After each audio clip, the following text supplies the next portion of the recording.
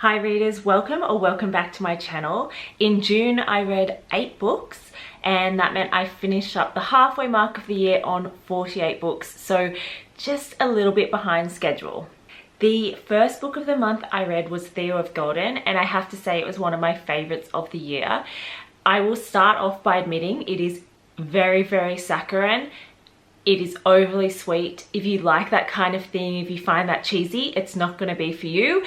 But if you can handle that kind of thing, it is just such a gorgeous and sweet story. So it centers around an 86-year-old man, Theo, that heads to the town of Golden in Georgia. It's a really small little town, and he very quickly makes acquaintances with the locals, gets quite a bit of a community there. Theo is someone that absolutely loves nature, people, connection, and maybe in part because of his age or it's just his character, he really stops and spends time in the moment rather than focusing on, you know, his little phone, and that's about it.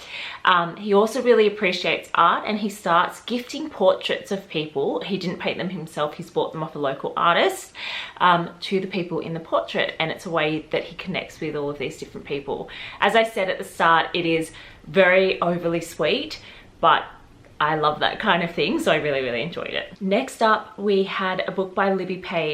Now this one was also in the super sweet category in a sense, but it was also quite sad. Our main character, Tilly, has lost her husband. She's having a hard time getting through her grief when all of a sudden she finds out that the local bookstore has a book a month for her for the next year, which was actually left behind by her husband. So it's just a really lovely way to talk about grief. There is some romance in it still, and it's really cozy, comforting book. Again, quite sweet, a little bit sad, wouldn't be for everyone, but I liked it. After starting the month with a couple of really sweet books, I pivoted completely into the horror category and read How to Kill a Guy in 10 Dates, and I hated it. I really did. It was kind of like the book version of maybe Scary Movie, so this horror slasher comedy mix. I think there's meant to be bits that are funny. I am a wuss. I actually found a lot of it very scary and not enjoyable whatsoever. It's yeah, not one for me. My next book was Kin. This book had amazing storytelling and character development. The kin in this book spans all kinds of things, so actually actual familial relationships as well as friendships and the sisterhood that can come out of that. So two of our central characters, Annie and Venice, meet as young children. They're neighbors, they become best friends, and they are both motherless, although in different ways. Annie's mother is still alive, however she kind of ran away when she was quite young, and Annie spends a lot of her life focusing on trying to find her mother, and that really consumes her. Venice moves on in her life in a completely different way. They have a very different forked path once they move on past high school, but they do come together in the end, and it's not really in the way that you would want for either one of them. Sadly, I hope I don't give away too much by that. I then dipped into a little bit of sci-fi with Dungeon Crawler Carl. So I have heard that this one is amazing to listen to. Unfortunately, I couldn't find it on Spotify, but having read it, I can really picture it being amazing on an audiobook. I can't confirm it is because I haven't heard it, but the way it's set up, there's lots of different characters of different species, and there are a lot of action things that happen that I can imagine would have a good soundtrack. So if you can listen to it, I think that's worth having a go. Okay, the actual story is really crazy. The apocalypse kind of has come, and the only way Carl can survive is to go through this dungeon in a video game style, where there's all of these characters and creatures trying to kill him. He's going through it with his ex-girlfriend's cat. Super random and fun and really fast-paced, and yeah, just made for something different. And I have ordered the next book. There's actually 8, so I don't know if it will hold my attention for the full 8, but I'm in it for now. I then read the book Vigil, which was another huge miss for me.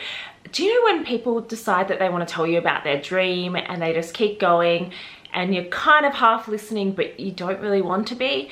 That's how I felt about this book. I just didn't care. There was a ghost that we were mostly focused on, but there were kind of some other ghosts interacting, and they're dealing with a person that's about to go into their afterlife. The person going into the afterlife was a man that was quite horrible in his actual life, in the sense that he didn't care about other humans, he didn't care about nature, and he would do anything so that he himself could get a profit. I think there were lessons to be learned here. I'm sure there are. I didn't learn them. I just learned that the book wasn't for me. We then picked the pace right back up with Ghostwriter. Our central character, Olivia, is a ghostwriter herself. Her career's had a little bit of a scandal, a bit of a speed bump, and it has stalled out. She then gets a lifeline from a bit of a strange source, and that source is her father, who is actually a prolific writer on his own, but she hasn't spoken to him for 20 years or something like that. She agrees to go and ghostwrite a book for him, and in doing so learns a lot of her family secrets, centering around the murder of her dad's older brother and younger sister when he was just 17, and really delves into all of the mystery around that time. Not my favorite thriller ever, but it was a quick one-day read. Finally, I read On Earth We're Briefly Gorgeous by Ocean Vuong. I understand that Ocean is an accomplished poet, and you can really read that in his work. It is very, very florid. I find it quite difficult to engage with. I think he talks about some really interesting themes and topics: class, race, masculinity, addiction, and there is so much that his work goes through. It's really interesting. There's some fragmented narratives of his life, his mother's, his grandmother's, or perhaps the characters, but it feels very much intertwined with his own experiences.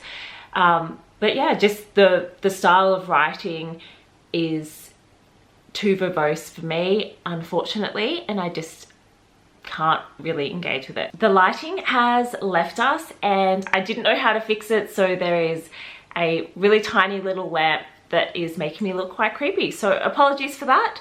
Hopefully next month I will remember to film in the daytime. I'll see you then. Bye.